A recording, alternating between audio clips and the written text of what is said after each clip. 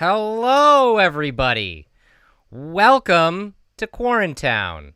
I do want to apologize at the beginning here in case there's any connectivity problems. My internet's been a little wonky this weekend and today as well.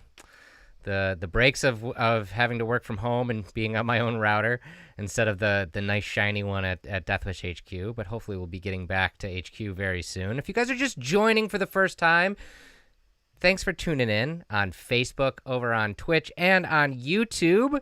This is Deathwish Quarantown. This was an idea that we came up with as we are all stuck without travel. Whether you are an essential worker or you're working from home or you're out of work, we all essentially cannot travel anymore.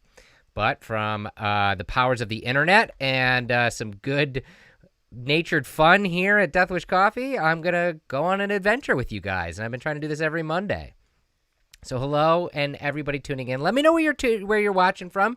I see people from Oklahoma, North Dakota, Florida, upstate South Carolina. Hello to everybody just joining the show.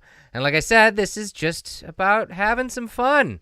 As you can see in those comments, I will mention this at the top, and then I'll stop. It is my birthday. Thank you very much for the happy birthday messages in those comments. But this isn't about me. This is about you guys. Again, this is your first time joining the show. This is Quarantown from Deathwish Coffee, the world's strongest coffee. Make sure you go on over to deathwishcoffee.com. Pick up some of the world's strongest coffee. The strongest coffee in the galaxy, by the way. We've been to the International Space Station twice. And in 9 short days, we're going to be rocketing up astronauts up to the International Space Station from American soil. First time since the Space Shuttle program ended in 2011. But enough about that. Let's have some fun today. Now, again, like I said, my internet's been a little weird, so let's hope that this all works. First and foremost, we're going to go to the place I always start, which is one of the most striking places out there right now, and that is New York City. This is a live feed today, Monday, May 18th, 2020, of New York City, downtown, Times Square. Normally, over 300,000 people would be walking through these streets, and as you can see, there's just a few people making their way, through town, and practicing social distancing, having their masks on. But it is just so striking to see a place that is usually so busy and so jam-packed with people, like that guy right there, riding his bike through all of that, would never be able to happen. That would never, ever be able to happen otherwise. So it's pretty cool to see that kind of thing. So let me get back over to my fancy schmancy. Now check this out. Here's a trick that you kids can try at home. Let's see if I can do this. Oh, hello. I'm Deathwish Man. Welcome to Deathwish Land, where Deathwish Man makes all of your Deathwish dreams come true. That's really kind of creepy as I look at it. I am both strange and unusual. So I'll come back in a little bit. There we go. Now I'm not so ghostly. So another place that I've always wanted to go, and I've never been. I don't know if any of you guys in the comments have been. I'd love to know. So let me know in those comments. Let's see if we can make it over there to a live feed from Loch Ness in Scotland. This is a live feed, May 18th, 2020, as you can see up in the top right there. And this is a 24-hour live cam. So if you're like me and you want to see Nessie someday, this would be the perfect way to do it. You could just have this feed going on your deal, you're on your computer or on your phone the whole time. See if Nessie ever pops up. Speaking of popping up, I'm so glad that you guys are all tuning in, whether it's on Facebook, on YouTube, or on Twitch. Just let me know where you're watching from, and if you're having a good Monday, I hope you are. We're all traveling the world together. We're in Loch Ness right now. Did you know this? This loch is actually 22 miles. It's 22 square miles as a loch, and it has a maximum depth of 754 feet, which makes it the largest lake in the greater United Kingdom, which is absolutely crazy. And I love being able to throw these comments in there. Bobby over on Facebook. Oh, my God. I see the Loch Ness sheep. You sure do. They're right underneath that comment right now. But here they are. Little Loch Ness sheep over there. It's pretty rad. Also, for all of you guys who might have heard of the Loch Ness Monster or Nessie, obviously, you know, it's been talked about in the last century, but I didn't know this. Did you know that sightings of this monster date back to the 1st century? 1st century, there is a Pictish stone carving depicting a giant-headed monster with flippers that apparently came out of the loch, which is crazy, right? And then in the 7th century, there's an account of Saint Columba, who apparently brought a local villager back to life from dying from this monster, which is pretty crazy. And that famous photo, the one that you know, the black and white photo that looks like somebody's arm, you know, coming out of the lake, that actually was found out to be a fake. That came out in 1933, and it was found out to be a fake in 1993, 60 years later. But there's still sightings every single year. In fact, there were almost 20 full sightings of the monster last year alone in 2019. And still to this day, Operation Deep Scan is still happening, where they're trying to scan all the depths of the lake. And you can actually check out all that stuff if you go on over to lochness.co.uk. You see it right at the top there. It's pretty crazy. I'd love to be on that little expanse right there, chilling with those sheep. Because honestly, like Chriselle over on YouTube, you said it the best. It'd be nice to put a chair in there, a little bit of Death Wish beside you. Totally. As much as I think it's awesome to talk about the Loch Ness Monster, and, you know, I love cryptids and all that kind of stuff, I just want to visit Scotland someday. I just, look at the beautiful landscape. I just would love to see that. And maybe, you know, Nessie would swim by. Who knows? Okay. So, also on our little Quarantown adventure today, I wanted to bring a little culture into our lives. Actually, this is something I found in my quest to find entertaining things to do with all of you guys on the internet. And also, you know, some fun things that you can do, obviously, with me, and we can all do together, I've ever seen. So if you go to the British Museum, you'll come up on a screen that looks like this, called the Museum of the World. And what it does is it breaks it down almost like on a guitar. And you can actually hear it, I think. Yeah, little tones. And it breaks it down by region. As you can see, Africa, Americas, Asia, Europe, and Oceania. And then you can also break it down over on the side here. You can break it down by art and design, the living and the dying, power and identity, religion and belief, and trade and conflict. And you can basically go through these and draw lines between different artifacts that are in the museum. You can see all of them all plotted out together right there. Now, it starts off, obviously, in AD 2000, right? But it goes all the way back to 1 million BC, 2 million BC. And what's really great is you can click on these little nodes, right? And it comes up with stuff that is actually at the museum. So I can click on the old Olduvai stone chopping tool here. I can click on it and we can learn more about it. You can read all about it. It gives you related objects, but it also has actual audio from the museum curators themselves. So you can hear it. Let's take a listen real quick. Made nearly 2 million years ago, stone tools such as this are the first known technological invention. This one is the oldest object in the British Museum. It is an Olduvai stone chopping tool from Olduvai Gorge, Tanzania. It is nearly 2 million years old. Here is Christopher Spring to tell us more. So this is the oldest object in the British Museum's collections, almost 2 million years old. It was found, I think, by Louis Leakey in the Olduvai Gorge in Tanzania. And it's the oldest of many extraordinary chopping tools and then later more worked hand axes from this part of Africa. It's pretty rad. So, if you guys wanted to have some fun, shout out some dates or some regions, and I can try to see. Oh, my computer might have froze. I hope it didn't. And we can see if we go. Uh-oh. Did my computer freeze on me? Or did my mouse freeze on me? Is that what happened? Aha, there we go.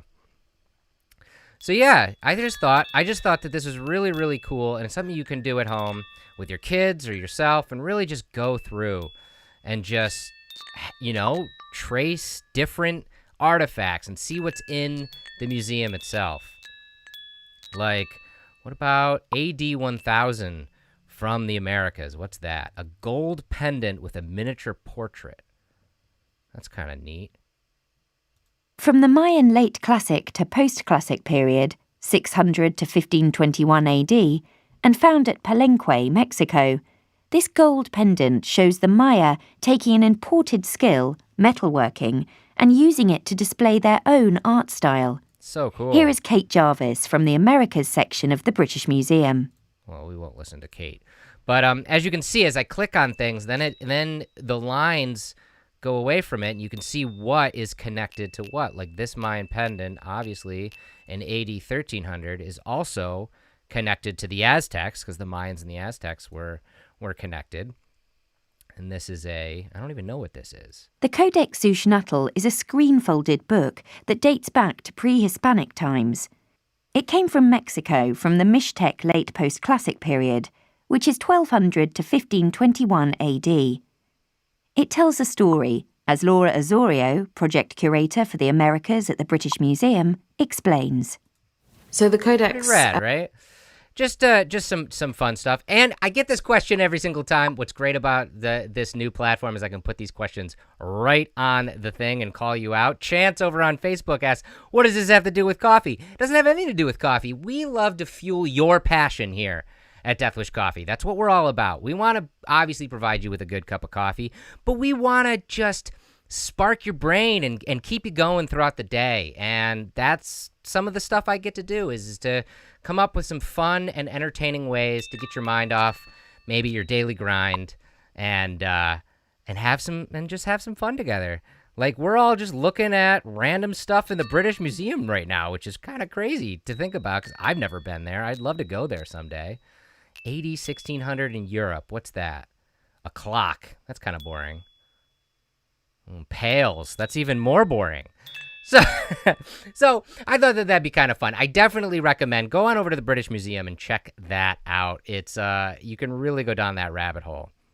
Now, one thing that we've been doing on these lives that has been a lot of fun is riding some rides, going on a ride, because that's another thing we can't really do. We can't go to amusement parks. I love going to amusement parks. I don't know about you guys. I love thrill rides. I love being able to do some amazing stuff, and be thrilled by it.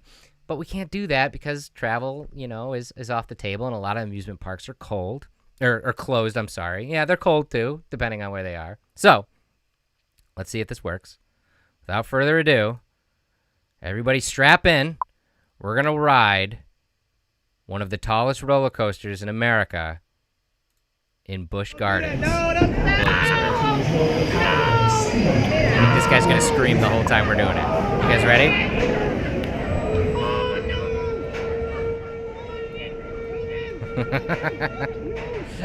I want to sit next to this guy.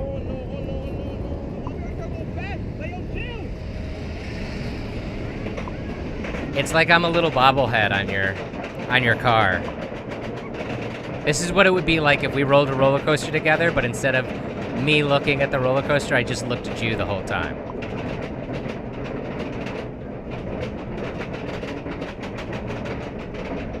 All right, you guys ready?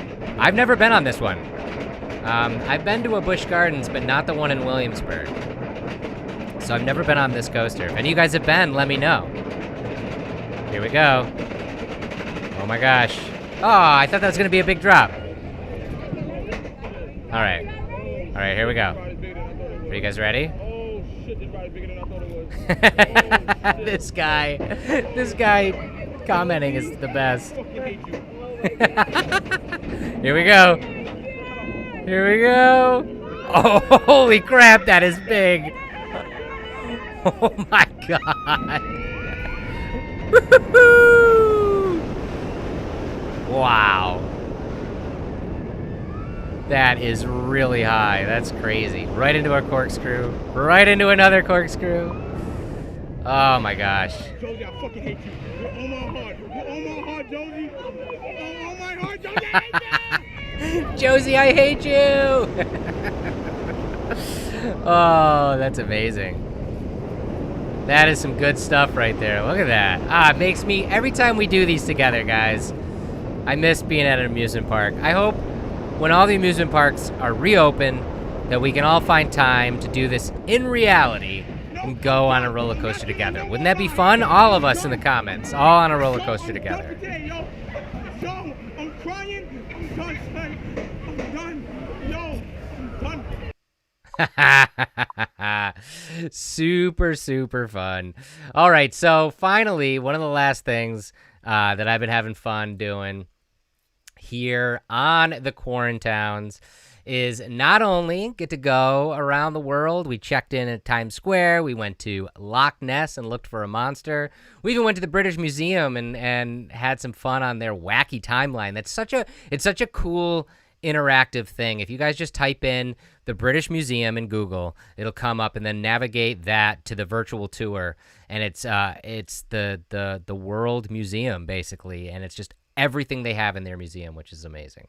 But we've been checking in on the animal kingdom too, which has been a lot of fun. So to finish it out today, I wanted to check in on our cheetah cubs, which we've been checking in on the last few weeks, but they were out playing when I looked at them.